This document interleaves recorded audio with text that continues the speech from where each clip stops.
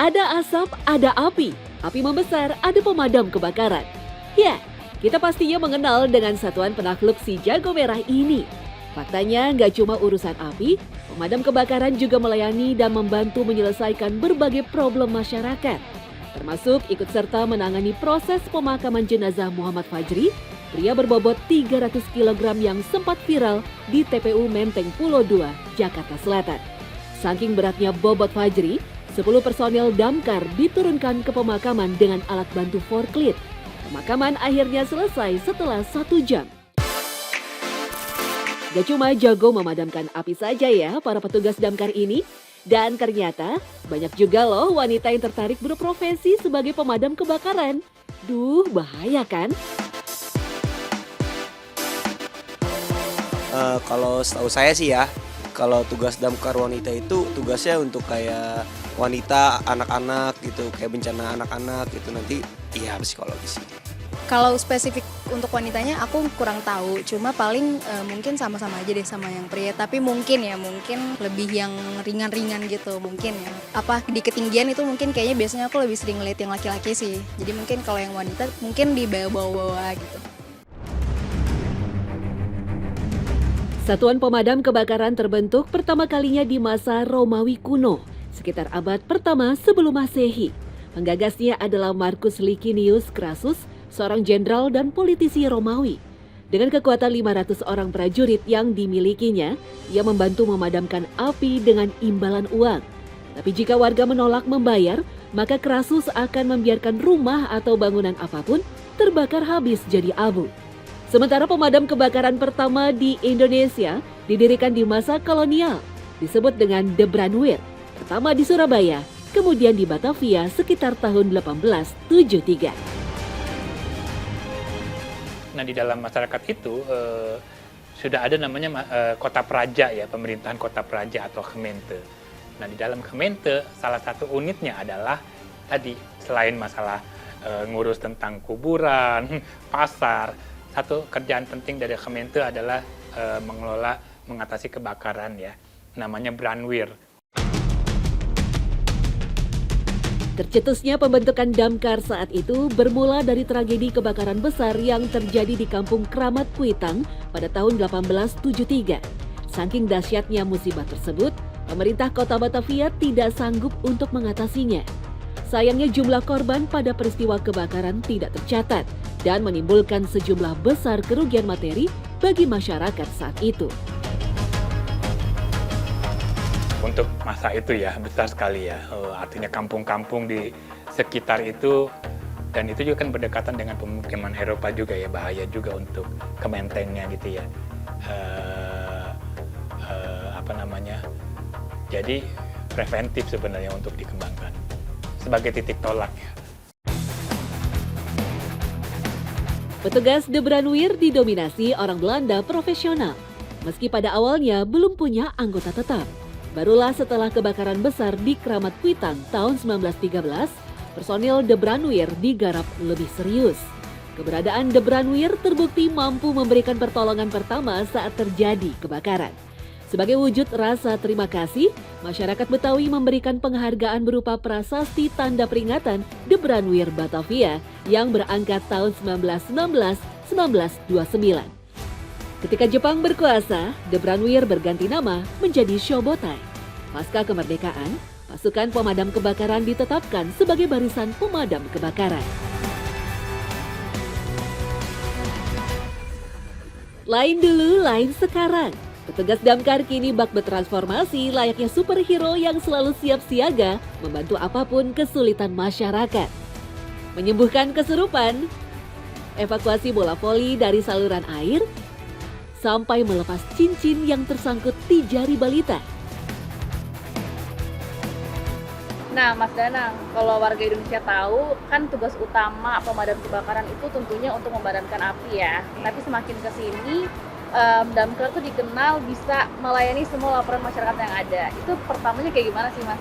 Memang benar, tugas pemadam kebakaran nggak cuma memadamkan api. Sekarang tugas pemadam kebakaran banyak tupoksinya, seperti penyelamatan hewan liar, penyelamatan kecelakaan, dan juga penyelamatan gawat daruratan lainnya. Masyarakat awalnya awalnya tahu dari mana? Awalnya tahu mungkin mereka browsing gitu, browsing di YouTube. Sekarang teknologi makin canggih, mungkin browsing melihat pemadam kebakaran luar negeri, luar Indonesia. Mungkin mereka ketika terjadi sesuatu atau terjadi mereka membutuhkan bantuan, ya udah mungkin mereka terbenak, oh pemadam kebakaran yang mana bisa segalanya. Di balik perjuangan Damkar dalam menjalankan misinya, terselip berbagai pengalaman unik berbau horor yang membuat bulu kuduk berdiri. Bukan perkara aneh jika mereka pernah merasakan gangguan makhluk halus di tempat kerja mereka. Seperti yang dialami Dwi Wahyono, Kepala Regu Unit Rescue Sudin Damkar Jakarta Timur saat berjaga shift malam. Pertama saya ngepost jam 12 sampai jam 2. Setiap regu itu ada ngepost setiap jam pos itu 2 jam. 2 jam saya ngepost sendiri. Kebetulan teman-teman satu regu saya belum datang atau belum turun dari atas atau tempat istirahat barak. Saya ngepost sendiri. Saya dengar suara bunyi dari tiang seluncuran, terutama dari tiang seluncuran yang buat pasukan turun itu bunyi kayak besi dipukul gitu, ting 3 kali, kurang lebih 3 kali. Saya penasaran, saya lihat, saya pikir ada teman saya iseng gangguin saya. Saya cek ke tiang seluncuran, ternyata nggak ada. Saking penasaran saya naik ke lantai 3, itu kan dari lantai 3 tuh. Dari lantai 3 nggak ada juga. Setelah itu saya sepintas kayak ngeliat dari tiang seluncuran itu yang buat pasukan kayak ada anggota yang turun. Cuman nggak ada bunyi waktu itu menapak gitu. Waktu menapak itu nggak ada bunyi. Saya penasaran lagi. Saya lihat lagi dari bawah. Saya sampai buka kamar mandi itu. Apa ngumpet di kamar mandi? Saya pastiin lagi. Nggak ada lagi. Setelah itu ke lobi, ke ruang lobi. Saya lihat di ruang lobi ternyata nggak ada juga.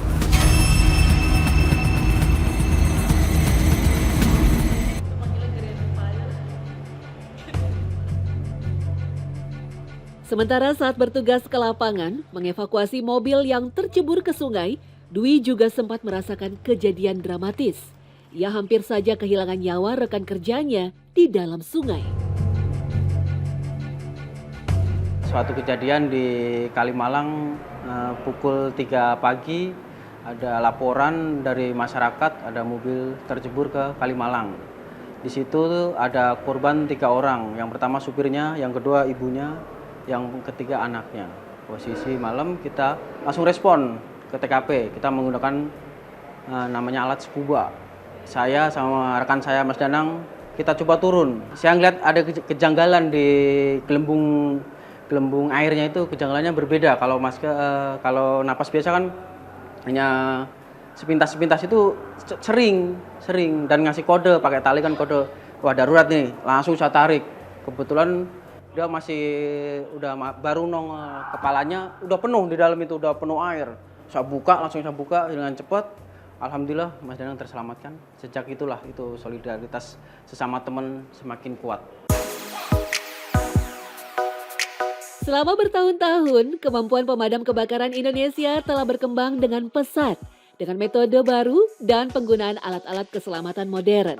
Misalnya dengan menggunakan truk pemadam kebakaran yang serba canggih. Faktanya, truk atau mobil damkar punya banyak jenis dengan fungsi yang berbeda-beda sesuai medan dari lokasi kebakaran. Saking eratnya hubungan pemadam kebakaran dengan kendaraan operasionalnya itu, dulu setiap mobil damkar diberi julukan. Salah satunya yang melegenda adalah si Renggo. Renggo bertugas sejak tahun 1975 dan memasuki masa pensiun pada tahun 1996 lalu. Kalau mobil pertama yang digunakan petugas pemadam kebakaran apa, Mas? Ya, mobil pertama petugas pemadam kebakaran ada namanya di sini dikenalnya mobil doyok atau si jago merah. Kebetulan sekarang adanya di Taman Mini, dimuseumkan sekarang. Keberadaan anggota pemadam kebakaran wanita sekarang dirasakan semakin penting. Terlebih korban kebakaran paling banyak adalah wanita dan anak-anak. Tentunya penanganan dari petugas damkar wanita akan membuat korban lebih nyaman dan efektif menenangkan korban anak yang mengalami trauma pasca kebakaran. Profesi sebagai petugas damkar ibarat superhero di masyarakat. Mereka selalu siaga, siap membantu dalam segala peristiwa. Senada dengan motonya, pantang pulang sebelum padam.